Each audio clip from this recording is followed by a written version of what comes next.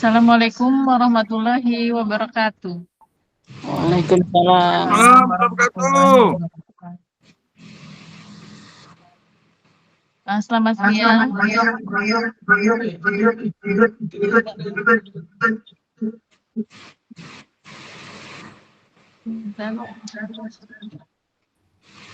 Ibu Ewi-nya boleh dikecilkan dulu. Oke. Selamat siang. Salam sejahtera bagi kita semua. Yang terhormat PLT Kepala SMA Negeri 4 Pontianak, Ibu Neneng Riana Sari SPD. Yang terhormat Bapak dan Ibu Guru SMA Negeri 4 Pontianak dan rekan-rekan pendidik yang berbahagia.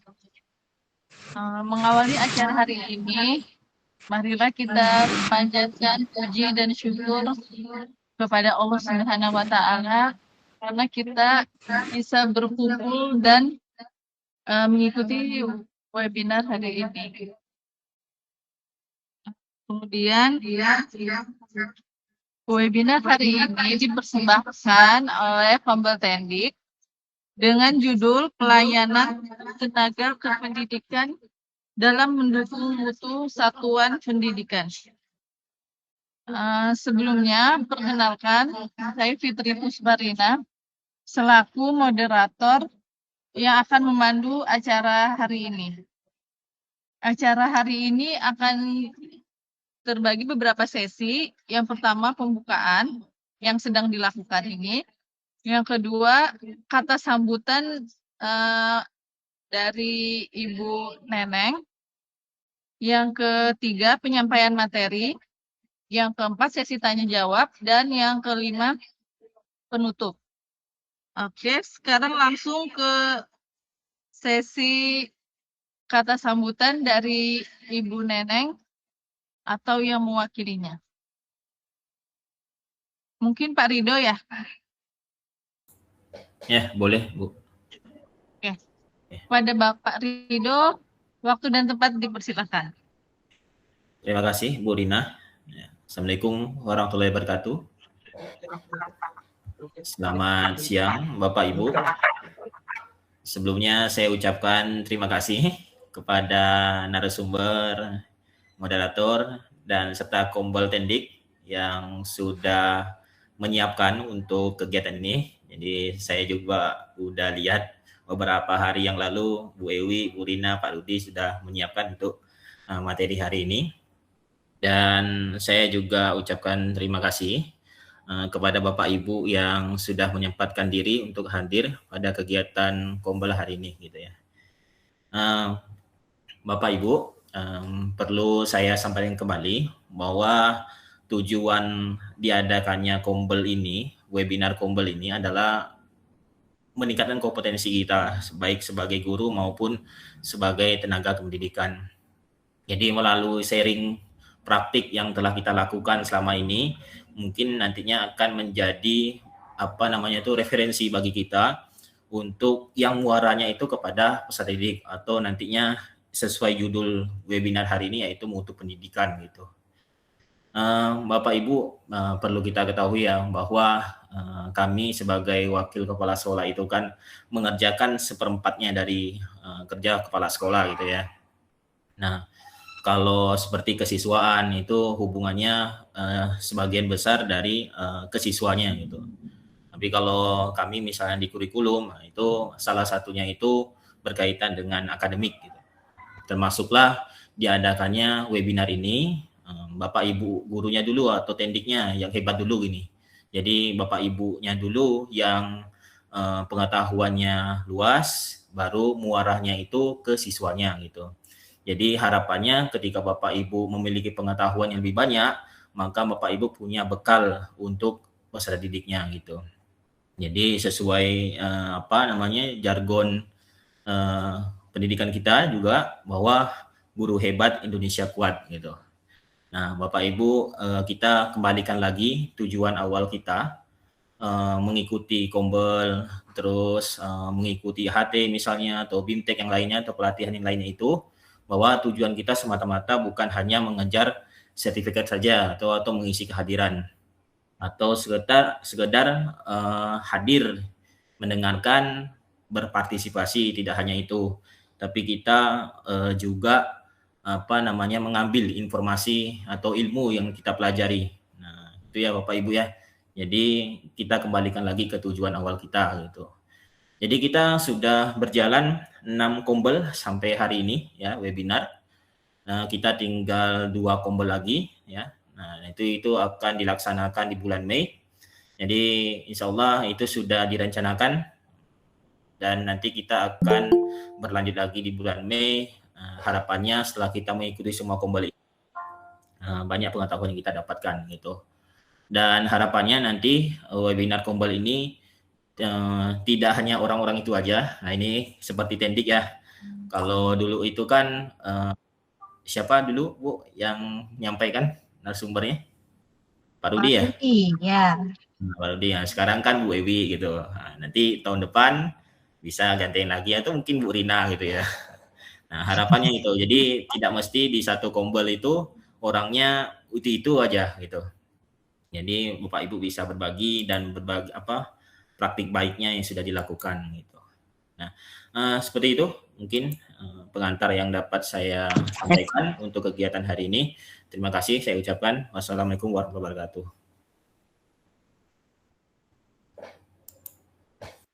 Oke, terima kasih Pak Ridho atas kata sambutannya. Sekarang kita langsung memasuki inti acara, yaitu penyampaian materi yang akan disampaikan oleh Ibu Diah Oktivina Dewi, aka Ibu Ewi. Kepada Ibu Ewi, tempat dan waktu dipersilakan.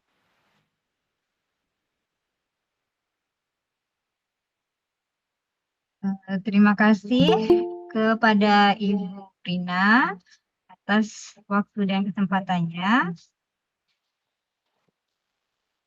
A'udzubillahiminasyaitonirrajim. Bismillahirrahmanirrahim. Assalamualaikum warahmatullahi wabarakatuh. Waalaikumsalam warahmatullahi wabarakatuh. Pertama-tama saya panjatkan puji syukur kehadirat Allah Subhanahu wa Ta'ala, karena pada kesempatan siang hari ini saya masih diberi kesempatan, beri kesehatan untuk menyampaikan materi pada webinar Kombel SMA Negeri 4 Pontianak yang pada kesempatan pada siang hari ini diisi oleh Kombel Tendik yang mempercayakan saya sebagai narasumbernya.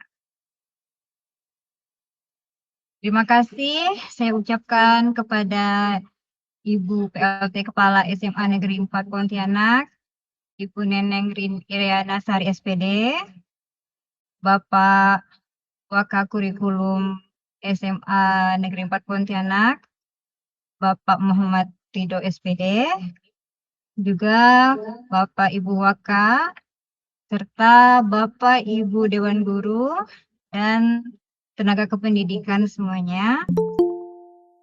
Terima kasih telah mempercayakan saya pada siang hari ini untuk menjadi narsum pada kegiatan webinar ini.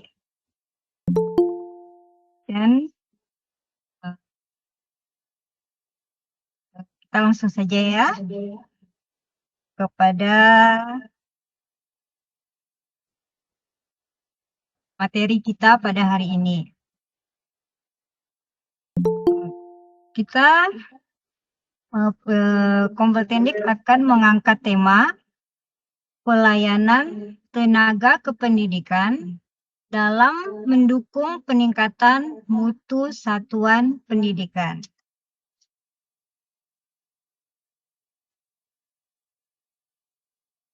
Pelayanan bukan hanya sekedar aturan birokrasi, melainkan merupakan fondasi pada satuan pendidikan sebagai salah satu penerapan sistem pendidikan yang termuat pada Undang-Undang Nomor 20 Tahun 2003 tentang Sistem Pendidikan Nasional.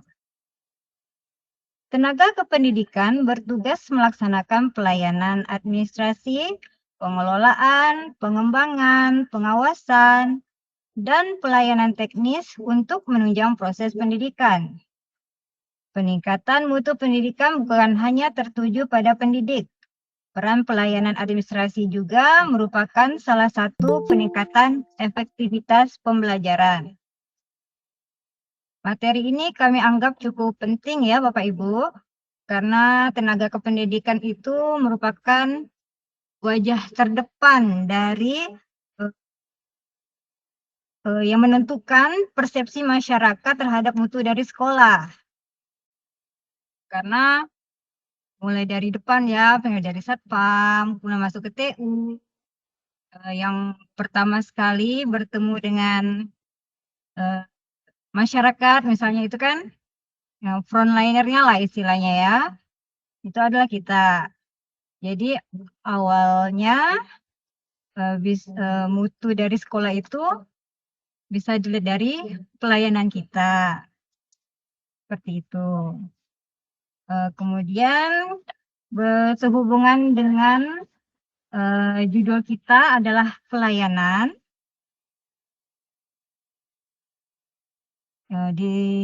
Saya akan menyampaikan beberapa definisi pelayanan menurut beberapa ahli. Definisi pelayanan menurut Kotler, pelayanan adalah setiap tindakan atau kegiatan yang dapat ditawarkan oleh satu pihak kepada pihak lain yang pada dasarnya tidak berwujud, tidak menghasilkan kepemilikan sesuatu.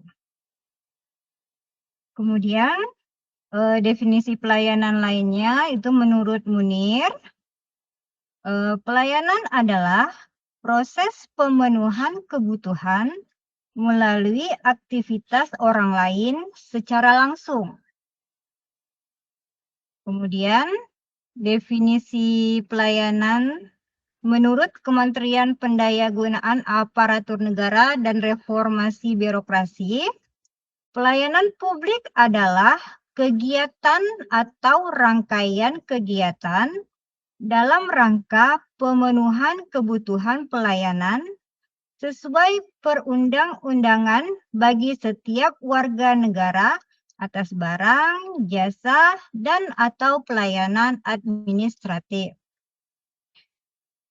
Kemudian definisi pelayanan menurut Kamus Besar Bahasa Indonesia, pelayanan memiliki arti perihal cara melayani atau usaha melayani kebutuhan orang lain, menekankan pada proses dan tindakan dalam melayani. Dari beberapa definisi tadi, mungkin dapat kita ambil simpulan. Jadi pelayanan itu terjadi antara dua orang atau lebih, ya, di mana ada pihak yang melayani dan dilayani. Akan terjadi interaksi di situ. Pelayanan ini terjadi dalam rangka untuk pemenuhan kebutuhan salah satu pihak tersebut. Dan menekankan pada proses dan tindakan. Dan pelayanan ini adalah sesuatu yang tidak berwujud ya, Bapak Ibu. Kemudian sesuai dengan judulnya, pelayanan tenaga kependidikan dalam mendukung peningkatan mutu satuan pendidikan. Tentunya di sini kita juga akan menjelaskan apa itu definisi mutu.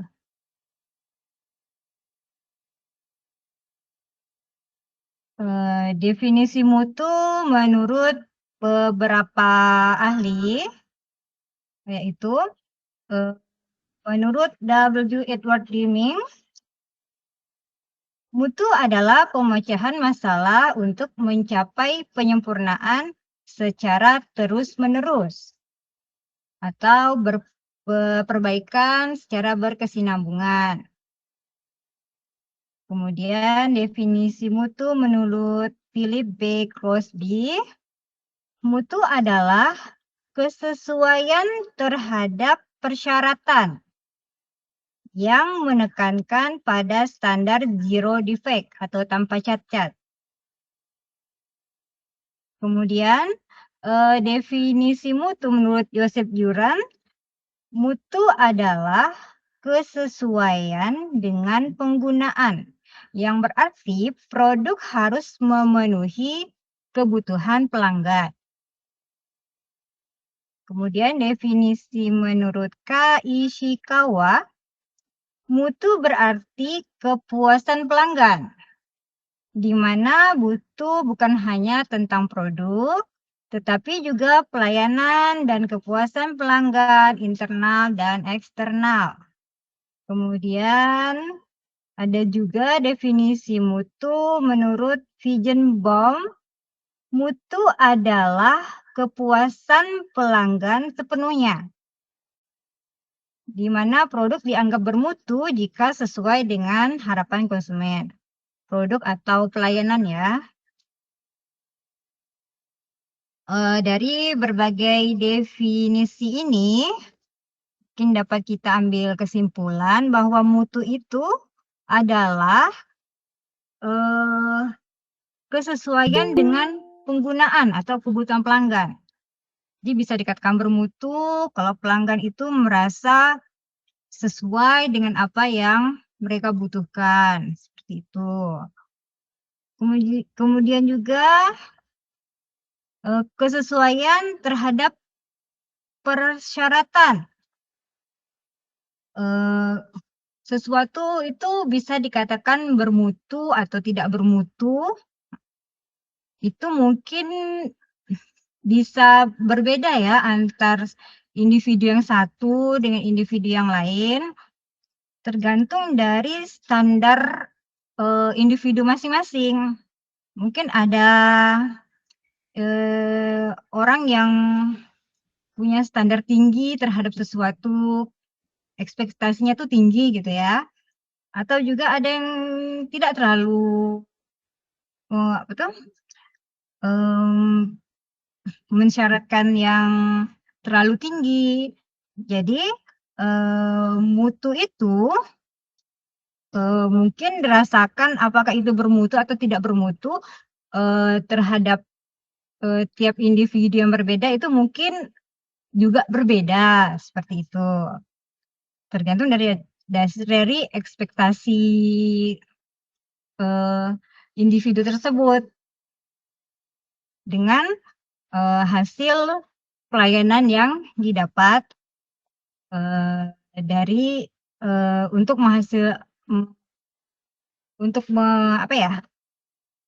menentukan apakah itu bermutu atau tidak bermutu. Kemudian yang paling penting mungkin kesimpulannya itu adalah mutu itu tergantung dari kepuasan pelanggan. Kepuasan pelanggan, bukan hanya pelanggan ya, pengguna layanan lah istilahnya ya. Kepuasan pelanggan, jika itu sesuai dengan harapan mereka, oh ini bermutu berarti ini gitu ya. Tetapi jika dianggap tidak sesuai dengan harapan mereka, tidak sesuai dengan kebutuhan mereka, mungkin mereka akan berkata, oh ini nih tidak bermutu, seperti itu ya, Bapak Ibu. Jadi intinya di sini tingkat kualitas mutu tiap individu itu berbeda-beda, tergantung dari harapan, kebutuhan, dan ekspektasi dari setiap individu. Karena mutu ini tidak terukur ya, tidak bisa terukur seperti mutu pelayanan ya terutama, itu tidak bisa terukur seperti produk yang ada hasilnya. Seperti itu ya, Bapak Ibu.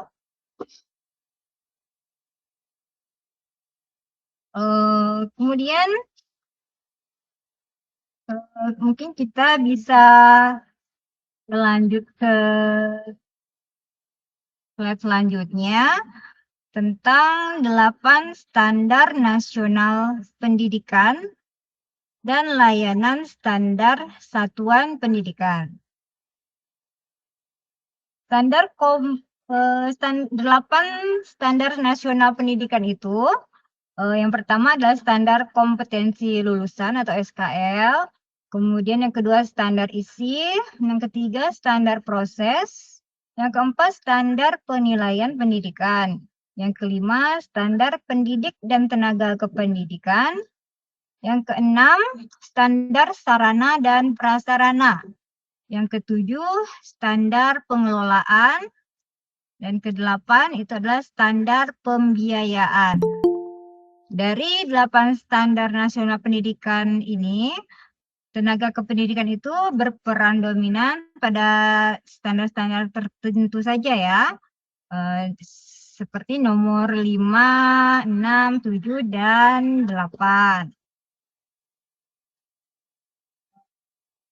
Jadi standar kelima itu adalah pengembangan standar pendidik dan tenaga kependidikan. Standar pendidik dan tenaga kependidikan ini penting dalam menjamin mutu pendidikan. Guru berfokus pada proses pembelajarannya, sedangkan tenaga kependidikan mendukung dari sisi manajemen dan layanan. Keduanya harus memenuhi kualifikasi dan kompetensi agar sistem pendidikan ini berjalan dengan optimal. Jadi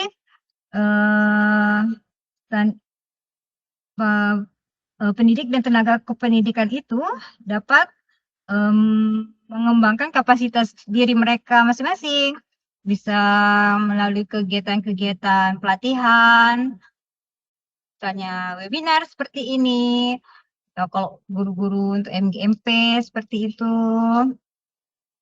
Kemudian standar ke-6 adalah standar sarana dan prasarana.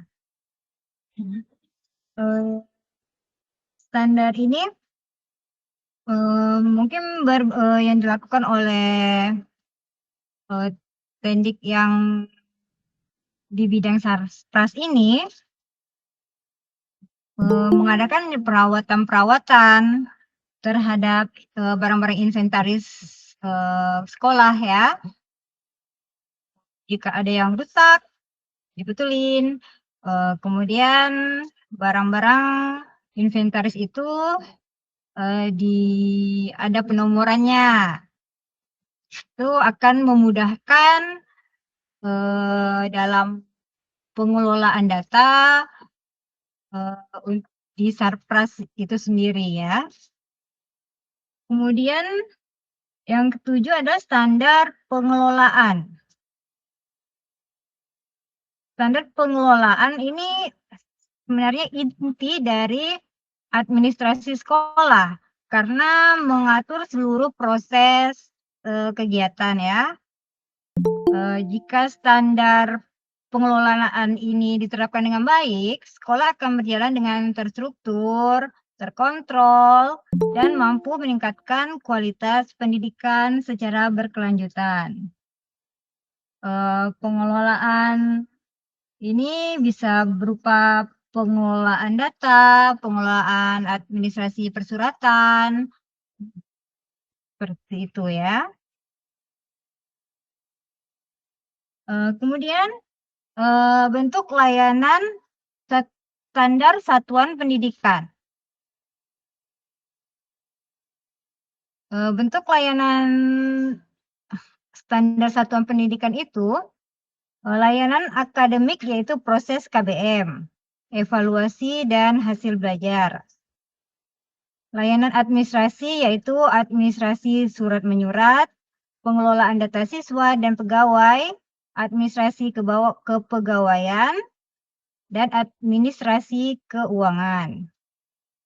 Kemudian layanan sarana dan prasarana yaitu ketersediaan ruang kelas, laboratorium, perpustakaan, ruang kesehatan, peralatan pendukung penunjang KBM. Ini seperti itu. Kemudian layanan kesiswaan bisa berupa bimbingan konseling dan ekstrakurikuler. Sedangkan ada juga layanan pendukung yaitu lingkungan yang tertib, bersih, dan asri, akses air bersih, sanitasi yang layak, area olahraga, dan bermain.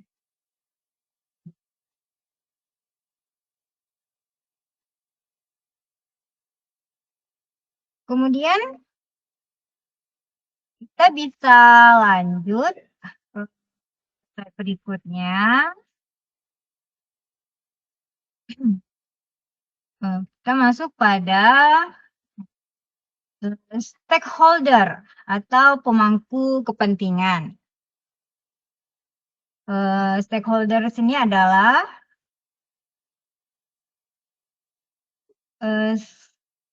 semua pihak, baik individu maupun kelompok yang memiliki kepentingan, keterkaitan, atau pengaruh terhadap penyelenggaraan pendidikan. Stakeholder pendidikan dibagi menjadi 3 kategori utama. Yang pertama itu stakeholder internal. Pihak-pihak yang berada langsung di dalam satuan pendidikan. Stakeholder internal itu ya. Stakeholder internal itu adalah siswa. Itu sebagai subjek sekaligus pelanggan utama dalam layanan pendidikan. Layanan apa saja yang diberikan kepada siswa, seperti pembuatan surat keterangan aktif sekolah, surat kelakuan baik, kadang-kadang surat rekomendasi, surat dispensasi. Kemudian selain surat menyurat juga ada legalisasi dokumen berupa legalisasi ijazah atau legalisasi rapot. Kemudian juga pelayanan ke siswa yang lainnya itu juga untuk mutasi siswa. Mutasi siswa masuk atau keluar.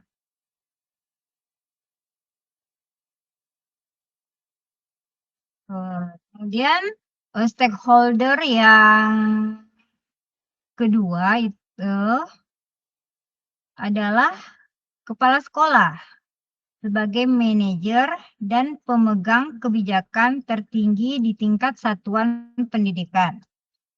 Kepala sekolah sudah jelas ya, pasti erat sekali hubungannya dengan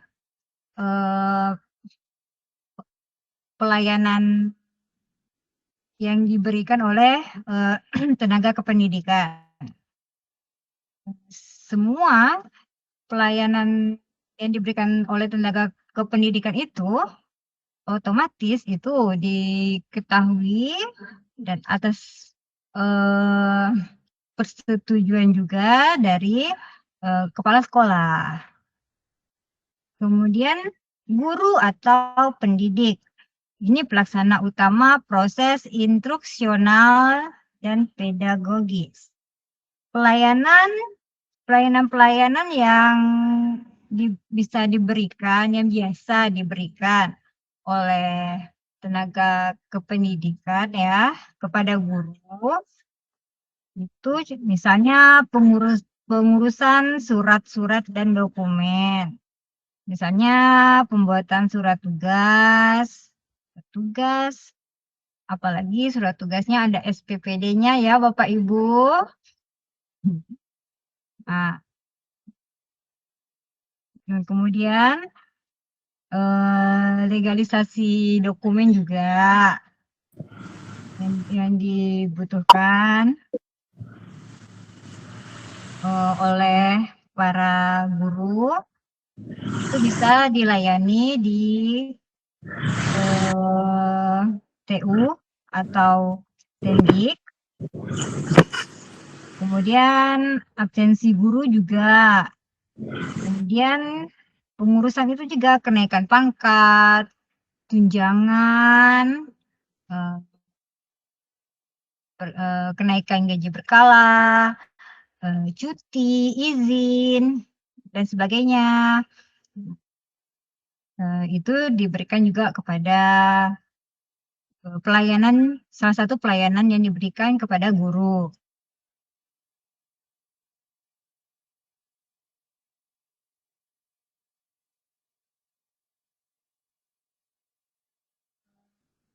Jadi pelayanan administrasi kepada guru itu bertujuan untuk memudahkan tugas guru dan memastikan semua urusan administrasi berjalan tertib, efisien, dan mendukung kegiatan belajar mengajar di sekolah.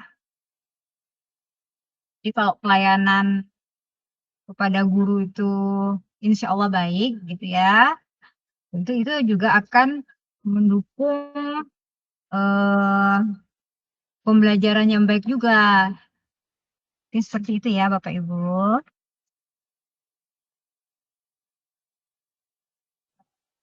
Dan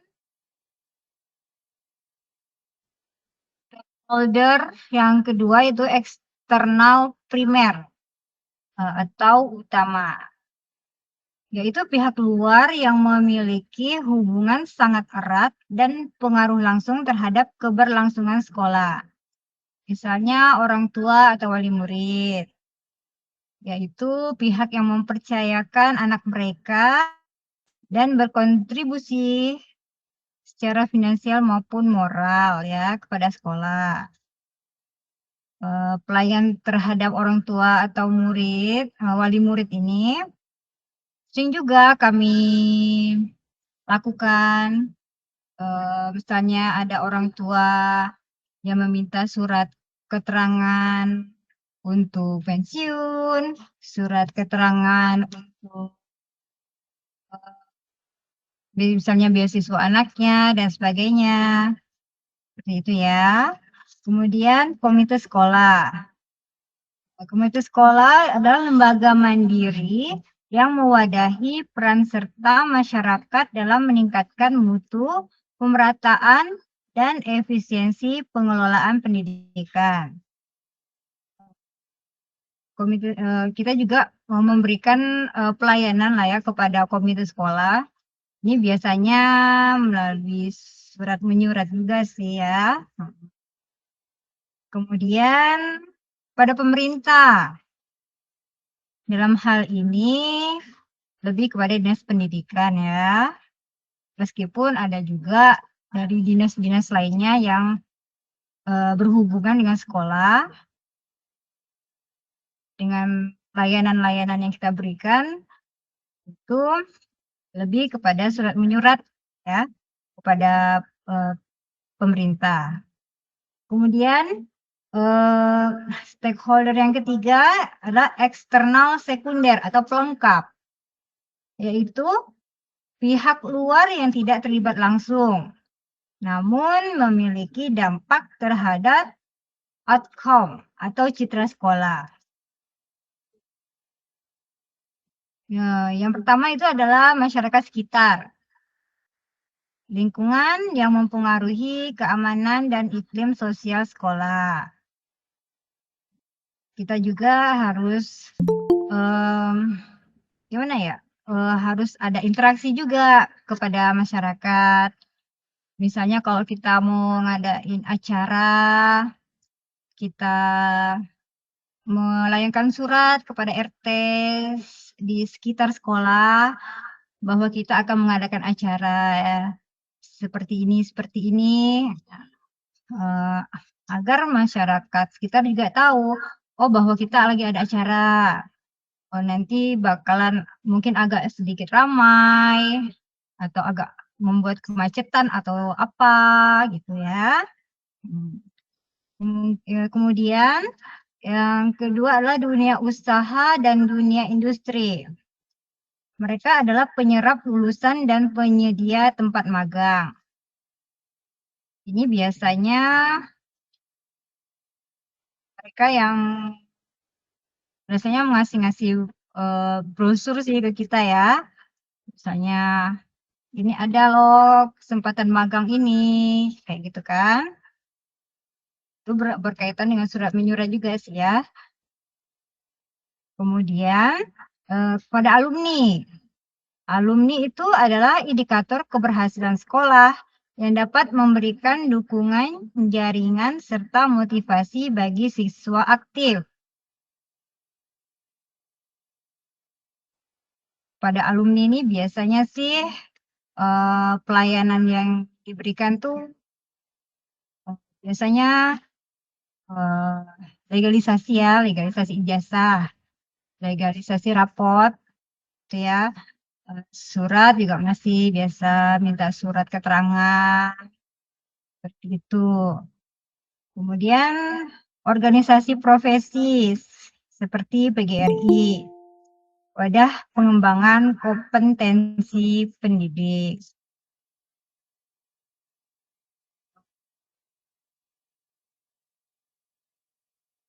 Kemudian kita masuk ke slide berikutnya ya, tentang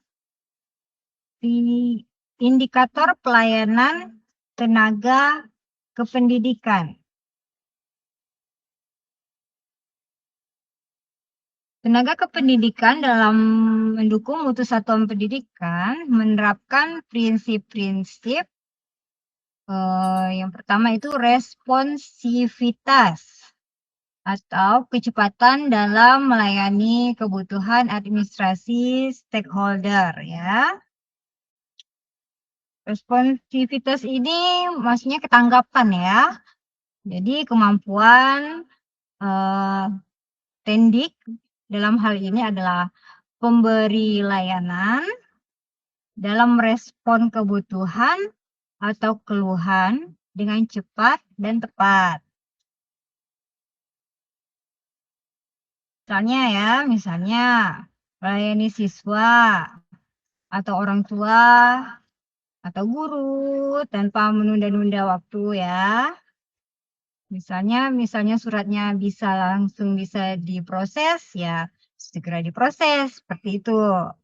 Kecuali ada kendala lain, misalnya memang petugasnya sedang ada kerjaan yang lebih mendesak, atau misalnya pimpinan sedang tidak berada di tempat, itu bisa menjadi permakluman lah ya untuk penerima layanan. Kemudian respon ini bisa juga memberikan informasi yang jelas saat ada pertanyaan, baik langsung maupun telepon atau WA. Misalnya saya ini bidang kesiswaan, banyak tuh siswa yang WA, Bu tanya bagaimana bikin surat ini seperti apa, prosedurnya seperti apa. Insya Allah harus cepat kita respon ya, Bapak Ibu. Kemudian menyediakan jam layanan yang pasti dan konsisten ya. Jam layanannya ya pasti ya jam kerja kita ya. Meskipun kadang-kadang siswa itu malam juga kadang-kadang masih ada yang WA, Bu mau buat surat ini, Bu mau buat surat itu. Ya biar bagaimanapun ya profesional tetap harus kita respon ya Bapak Ibu.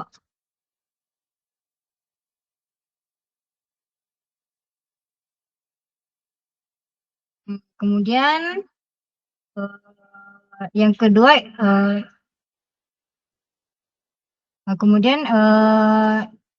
responsivitas ini berhubungan dengan proses, yaitu urutan perencanaan yang digunakan dalam sistem pelayanan untuk memastikan bahwa standar pendidikan tidak hanya menjadi dokumen, tetapi adanya aksi dan tindakan nyata dalam interaksi sistematis yang saling terkait untuk mengubah masukan menjadi keluaran guna mencapai tujuan. Proses ini yang pertama itu penetapan. Penetapan itu adalah perencanaan standar pelayanan. Pada penetapan ini adalah tahap awal, menetapkan standarnya yang jelas gitu ya.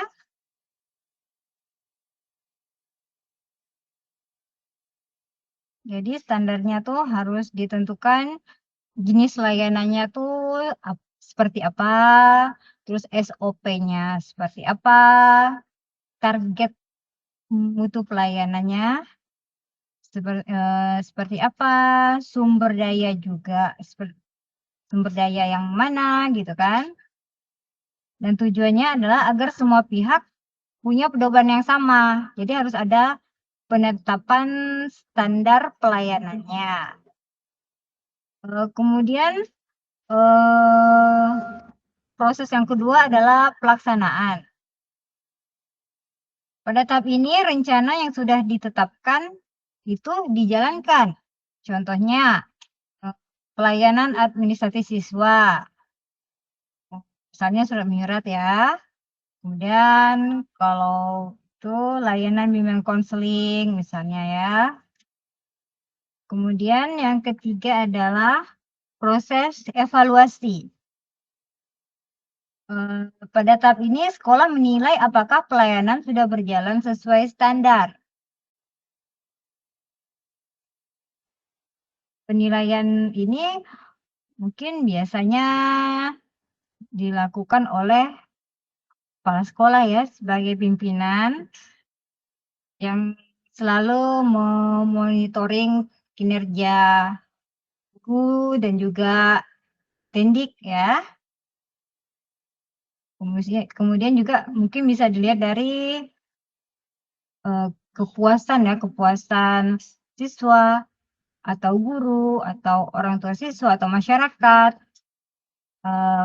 atas pelayanan yang diberikan oleh tenaga kependidikan. Kemudian proses yang keempat adalah pengendalian, yaitu kontrol dan tindak lanjut. Tahap ini memastikan bahwa penyimpangan dari standar bisa segera diperbaiki. Kalau ada pengendalian, kontrol itu, jadi misal ada pelayanan yang mungkin agak menyimpang atau belum maksimal itu bisa segera diperbaiki untuk mendapatkan kualitas pelayanan yang baik dan stabil. Kemudian yang kelima adalah proses peningkatan. Maksudnya itu peningkatan adalah perbaikan yang berkelanjutan, terus berinovasi gitu ya pelayanannya ya.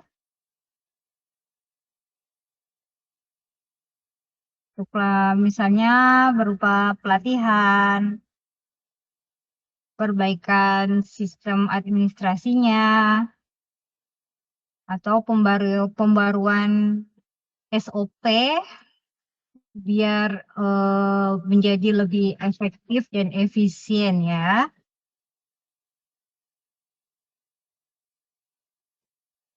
Pada intinya proses yang 5 ini adalah membentuk siklus yang berulang. Setelah peningkatan, menetapkan standar yang lebih baik, lalu menjalankan prosesnya yang memastikan pelayanan sekolah semakin berkualitas dari waktu ke waktu.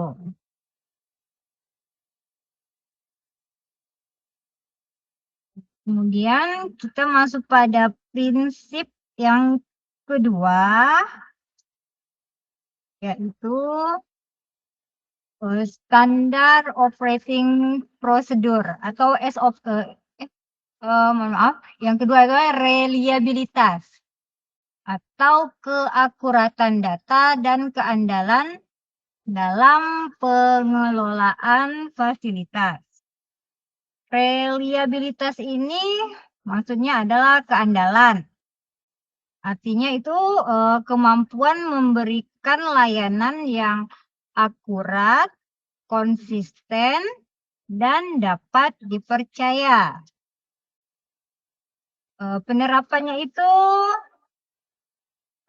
bisa dilihat dari data administrasi dikelola dengan teliti dan minim kesalahan. Kemudian pelayanan yang sesuai dengan SOP, janji waktu penyelesaian yang sesuai, dan dokumen yang dikeluarkan itu harus resmi, lengkap, dan sah. Misalnya janjinya bikin surat 2 hari, ya insya Allah 2 hari harus selesai. Ya, dari reliabilitas ini keandalan yang berhubungan dengan SOP, yaitu Standar Operating Procedure atau langkah demi langkah panduan tenaga kependidikan dalam melaksanakan pekerjaan rutin secara efisien, konsisten, dan berkualitas.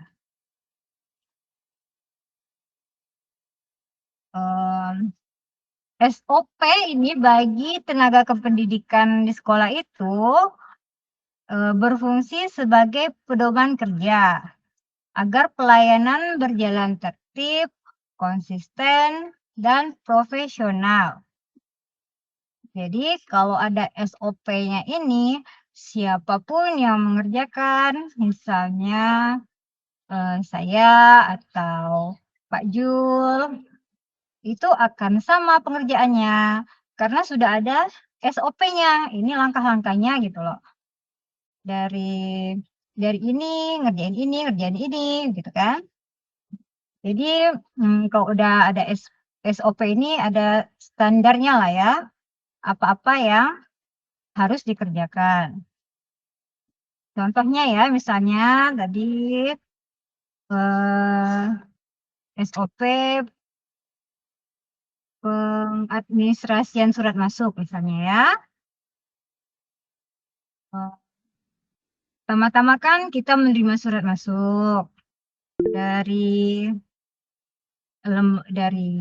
guru atau kadang siswa dan juga kadang dari lembaga dari luar lah ya, lembaga luar. Itu diterima oleh petugas. Kemudian petugas yang membaca, memeriksa perihal dan tujuan surat, kemudian melampirkan lembar disposisi, kemudian menyampaikannya kepada kepala sekolah. Setelah kepala sekolah membaca dan kemudian mengarahkan di disposisi itu,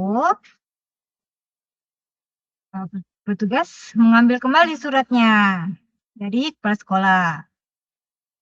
Kemudian petugas menggandakan dan mendistribusikan surat masuk sesuai dengan disposisinya. Kemudian mengarsipkan salinan surat masuk tersebut. Jadi dalam menerima surat masuk saja itu ada SOP-nya ya Bapak Ibu ya. Mulai dari kita menerima sampai kita menyerahkan kepada pimpinan, kemudian kita dari pimpinan mendelegasikannya kepada siapa gitu di disposisinya itu, kemudian kita yang mendistribusikannya kepada pihak yang dituju di disposisi tersebut kan. Itu ya Bapak Ibu. Kemudian SOP ini ada serangkaian langkah kerja tertulis yang baku untuk menyelesaikan suatu tugas tertentu secara efektif dan efisien. Jadi harus ada SOP dari setiap apa yang dikerjakan, terutama administrasi ya, biar apa yang dikerjakan itu bisa berjalan secara efektif dan efisien. Tujuan dari SOP di sekolah itu untuk menjamin pelayanan administrasi berjalan terstandar. Jadi kalau udah ada SOP-nya pasti udah ada standarnya ya. Jadi output-nya tuh harus begini, karena itu pelayanannya sudah sesuai dengan SOP. Dan untuk mengurangi kesalahan kerja. Kemudian untuk mempermudah koordinasi antar staf, karena sudah ada alur-alurnya ya. Kemudian untuk meningkatkan akuntabilitas dan transparansi. Kemudian untuk memberikan kepastian waktu dan prosedur layanan. Karena di SOP itu juga kita pasti ada tenggat waktunya ya, misalnya buat surat berapa lama, untuk legalisir berapa lama gitu ya. Itu juga mungkin tergantung dari situasi dan kondisi saat itu. Misalnya ada siswa mau buat surat gitu kan, buat surat rekom misalnya ya.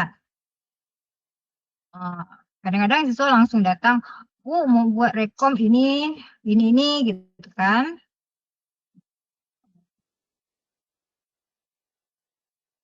Sedang kita bertanya gitu kan, ini suratnya belum masuk ini ke TU Kak gitu kan, ini harus masuk ke TU dulu, nanti harus dibaca kepala sekolah, ACC atau tidak, seperti itu. Kadang-kadang siswa juga tidak paham Bapak Ibu ya, begitu mau pergi baru minta surat rekom atau surat dispen. Padahal itu kan ada alur-alurnya atau SOP-nya, ya, Bapak Ibu.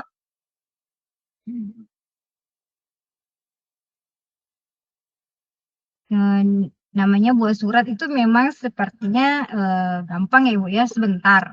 Tapi itu emang tergantung dari situasi dan kondisi juga. Misalnya kadang-kadang yang petugasnya sedang buat surat lain gitu kan. Mungkin yang datang belakangan harus menunggu kan.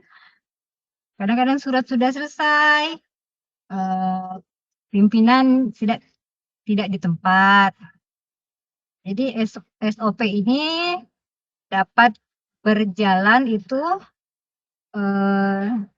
mungkin dipengaruhi juga dengan situasi dan kondisi saat pelayanan itu interaksi pelayanan itu dilaksanakan.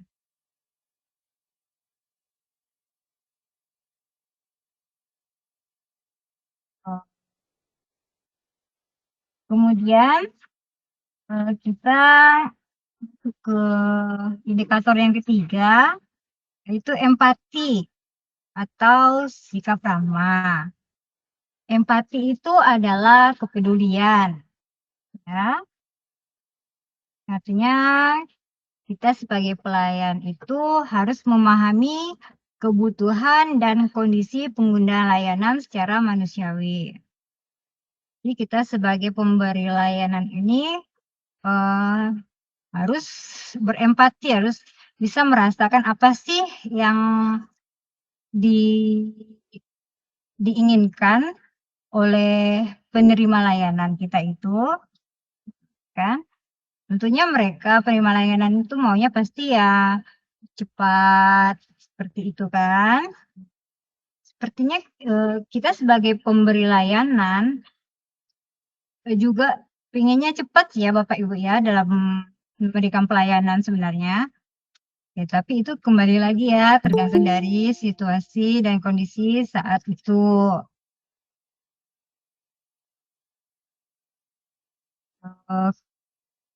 empati ini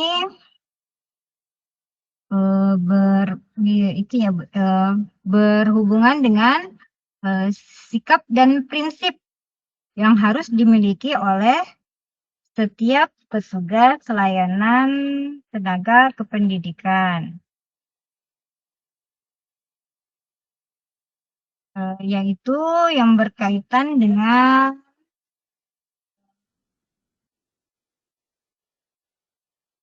US ya Bapak Ibu. Senyum, salam, sapa, sopan, santun, siap, dan sigap. Sebagai pelayan, yang pertama sekali itu dan pelayanan tuh harus dimulai dengan senyum ya Bapak Ibu. Biar bagaimanapun kita sebagai pelayan ini harus menunjukkan yang terbaik ya. Walaupun kita misalnya lagi dalam keadaan apa, tapi senyum harus on terus gitu ya. Menampilkan wajah yang ramah, baik itu kepada guru, siswa, atau orang tua siswa, atau tamu-tamu yang datang. Kemudian S yang kedua itu salam. Salam yang seperti kita, selamat pagi atau assalamualaikum. Nah, itulah yang biasanya ya. Kemudian sapa. Menyapa dengan sopan ya. Misalnya mohon maaf Bapak, ada yang bisa dibantu. Nah, seperti itu ya.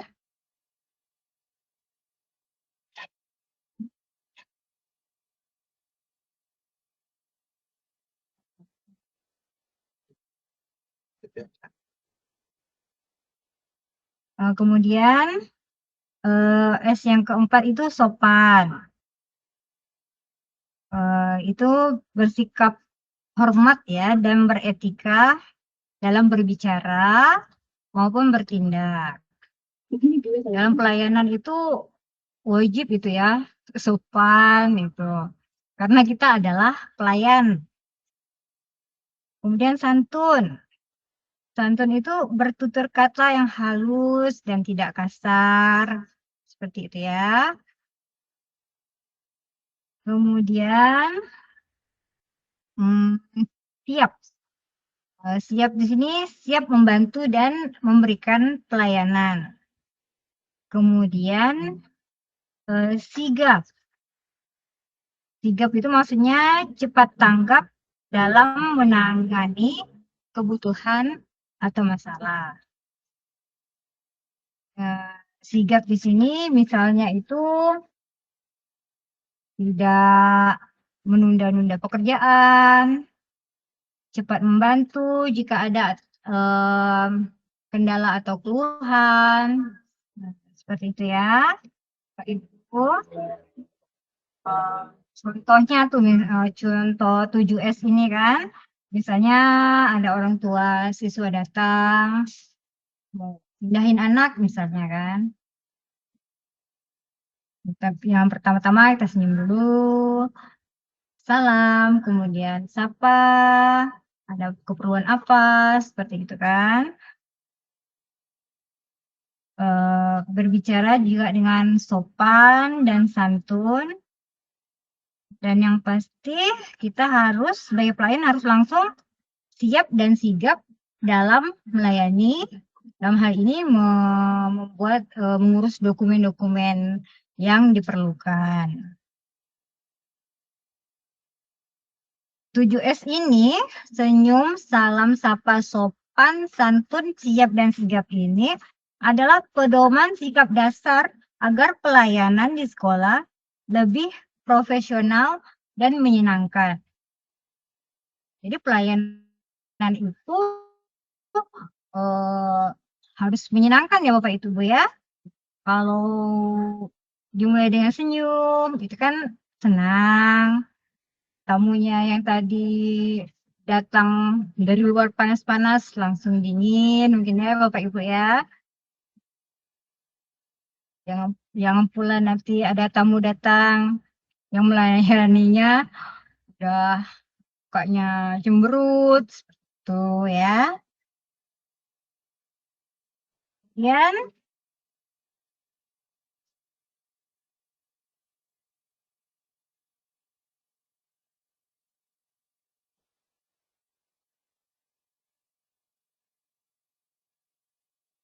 dengan penerapan 3 indikator pelayanan tadi, tenaga kependidikan memiliki peran dalam menjembatani kepentingan para stakeholder atau pemangku kepentingan.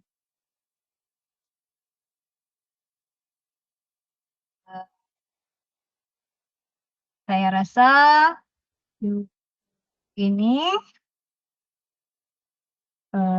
inilah penyampaian saya dan saya bisa ambil kesimpulan di sini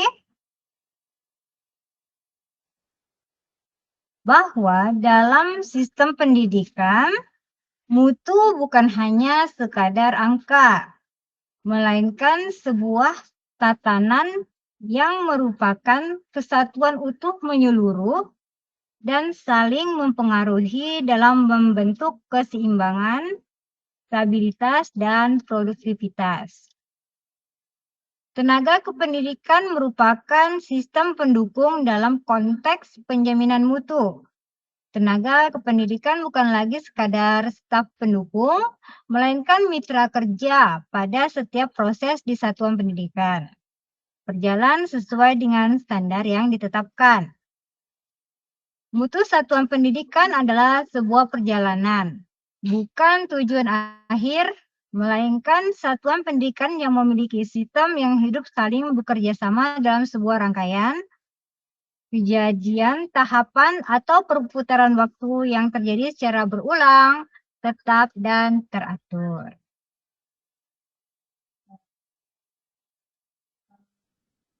Demikianlah yang saya bisa sampaikan pada kesempatan kali ini. Materi dari saya.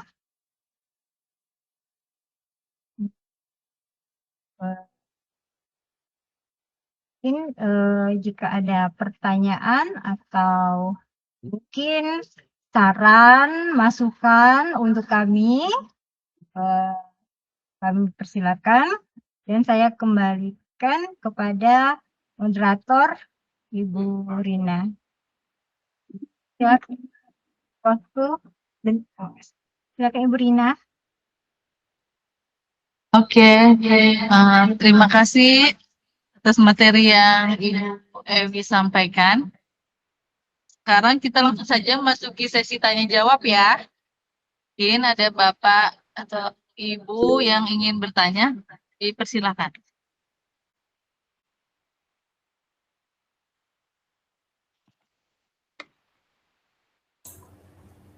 Pak Jiman itu, SN, Bu Rina.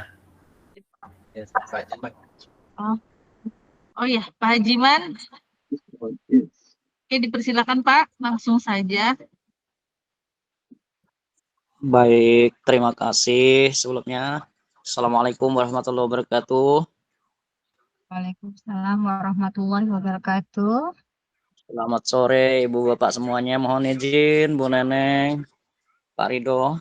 Ya, saya tidak ingin bertanya, tetapi ada beberapa hal yang perlu rasanya saya sampaikan ya, mewakili diri saya pribadi lah. Yang pertama, kegiatan webinar ini walaupun mungkin tidak setiap 1 minggu ya, mungkin diberi jeda sedikit 2 minggu sekali mungkin supaya tidak terlalu rapat, karena ada juga keperluan-keperluan di hari Jumat yang memang tidak bisa abaikan. Tapi di balik itu saya mengapresiasi karena ini berlaku untuk semua termasuk Tendik. Ini ada pembelajaran bagaimana menyampaikan sesuatu yang mungkin juga membuka pola pikir, pemahaman kita semua tentang apa itu tugas tata usaha, tenaga pendidikan yang lain juga ya. Nah, yang kedua, saya berharap mudah-mudahan nih namanya pelayanan, mutu pelayanan itu pasti dipengaruhi oleh banyak hal ya, terutama untuk teman-teman yang tendik itu adalah status. Kalau dulu saya begitu sedih, begitu tidak jelas ya. Kalau sekarang paling tidak walaupun belum benar-benar ini untuk teman-teman yang P3K paruh waktu, ya semoga itu langkah awal untuk pemerintah mengambil kebijakan lebih baik lagi ditetapkan sebagai P3K penuh waktu begitu. Itu harapan saya, harapan kawan-kawan juga. Karena ini berkaitan dengan ketenangan hidup teman-teman yang sudah berkeluarga terutama ya.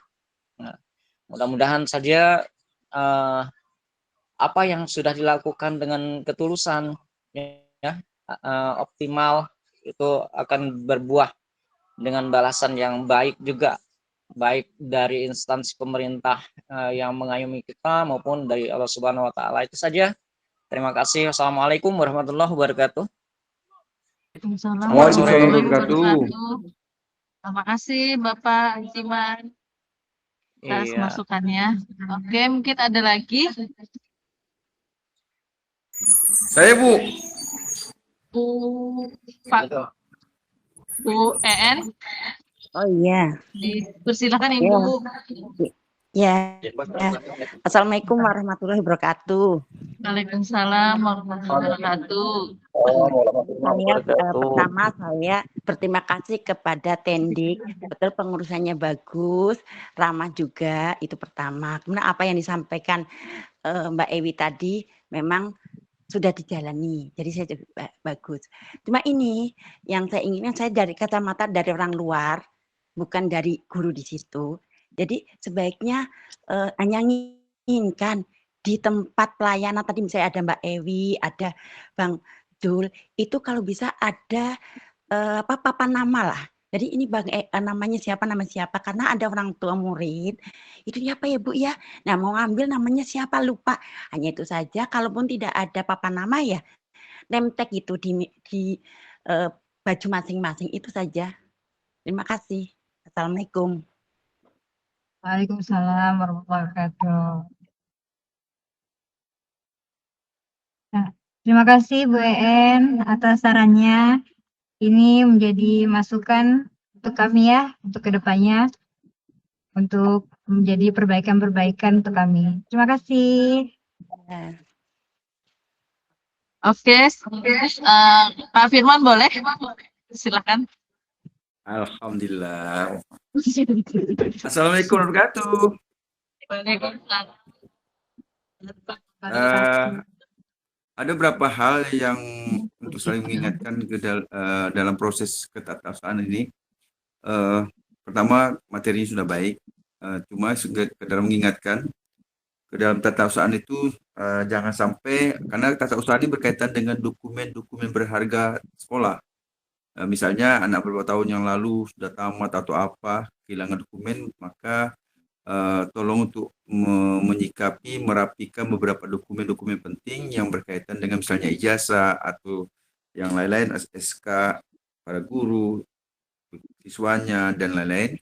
Sehingga ini sudah bagus di sekolah kita, cuma untuk mewaspadai peletakannya karena berkaitan dengan hal-hal alam, misalnya ada raya, banjir, bocor atau macam-macam, sehingga tolong ditingkatkan lagi.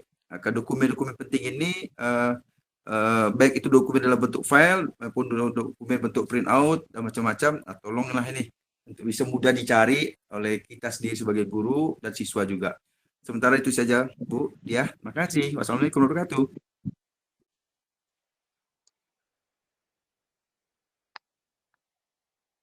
Ya, terima kasih Bapak. Gimana tanggapannya, Ewi? Terima kasih Pak Firman atas sarannya. Allah akan kita tindak lanjuti ya Bapak ya. Ini karena ini adalah saran yang sangat membangun sekali untuk kami. Terima kasih Bapak. Ibu En ada lagi ya yang mau disampaikan? Tidak, Mbak Rina ada cukup. Oke, terima kasih. Mungkin ada lagi Bapak Ibu. Saya sendiri. Jadi dia itu seperti Bu Neneng kali.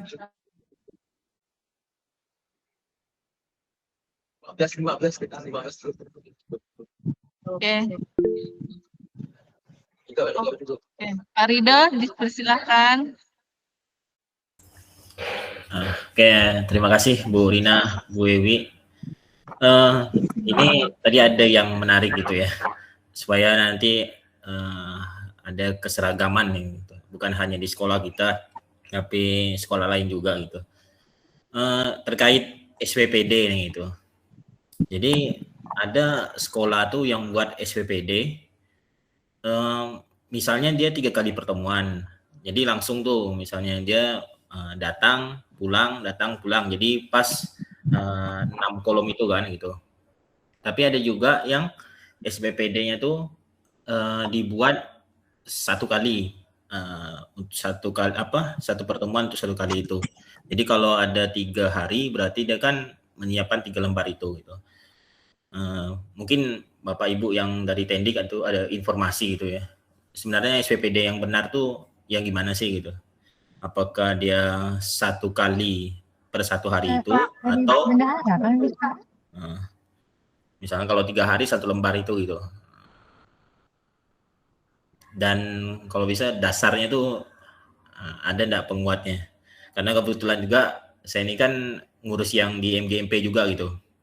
Jadi kalau ada sekolah yang yang mintanya langsung 5 kali pertemuan gitu ya, langsung dicap 1 lembar. Nah, itu kan saya juga bisa meyakinkan itu dasarnya yang benar tuh yang gimana gitu. Mungkin itu aja itu, Bu Ewi, Bu Rina. Baik Pak Ridho, kami membuat SPPD itu kan berdasar arahan dari bendahara ya. Oke. Yang untuk sesuai dengan untuk laporan mereka. Seperti itu. Jadi nanti mungkin bisa saya tanyakan lagi ya, diperjelas lagi nanti saya sama bendaharanya. Jadi sepertinya yang baku itu yang mana gitu ya Pak Ridho ya.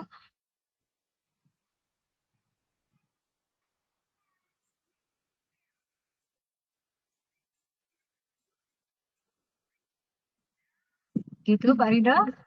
Ada tanggapannya lagi?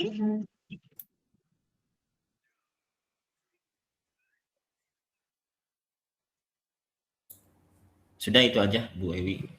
Mungkin nanti kalau sudah ada informasi terbarunya bisa disampaikan gitu ya. Oh ya, terima kasih Pak Ridho. Ya. Jadi kemarin yang kita perbaikan SPPD itu. Oh iya, baik. Baik, terima kasih Pak Ridho. Sama-sama.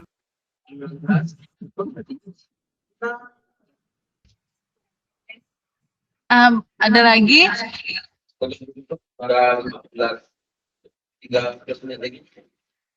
Kalau gitu akan segera ditutup nih webinarnya. Kopi pancong.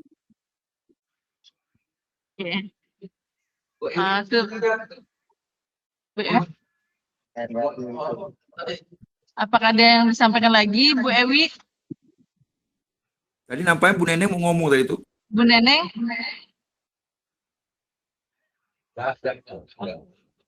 Oke. Akan saya akhiri sebelum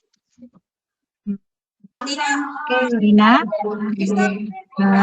Saya sebagai pemateri pada kesempatan ini mengucapkan banyak-banyak terima kasih kepada Ibu Neneng, Pak Ridho, kepada Bapak Ibu Guru dan Tendik yang sudah menyediakan waktunya untuk mengikuti webinar ini.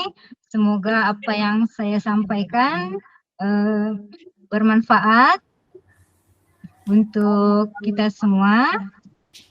Jika ada kekurangan, Itu adalah kekurangan dari saya. Mohon maaf sebelumnya. Dan kami juga tidak menutup saran-saran dan masukan-masukan dari Bapak Ibu semuanya. Itu tentunya untuk kebaikan pelayanan Tendik itu sendiri.